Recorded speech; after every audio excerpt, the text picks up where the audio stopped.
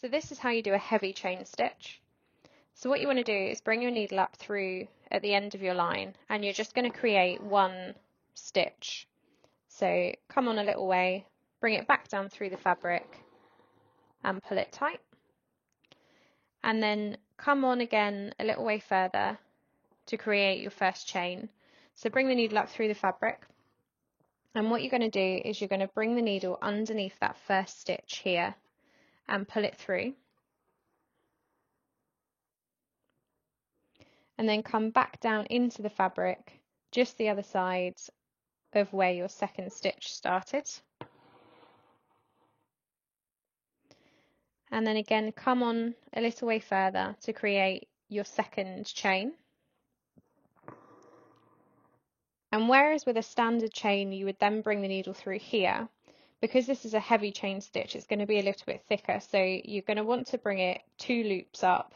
So back into your first loop again, pull that through, and then come back down into the fabric at the same point as your second stitch. And then again, back up through the fabric to create your third chain.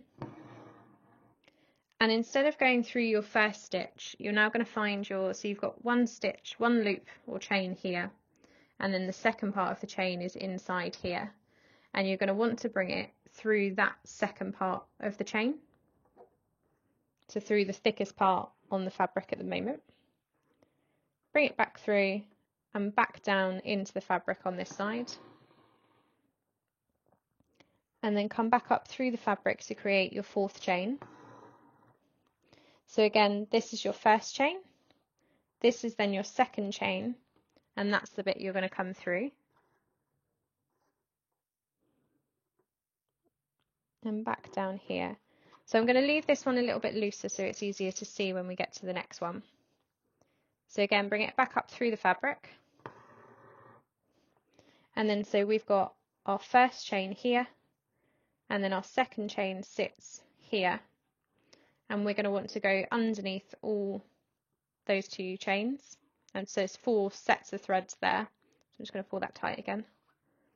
Bring it back through, back around, and finish that loop of the chain. So you can create these again shorter or longer. Obviously the shorter the stitches are, the thicker they'll be. So if I do a couple of shorter ones.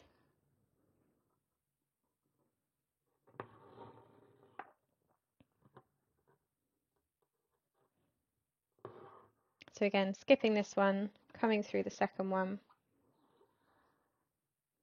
back down and in.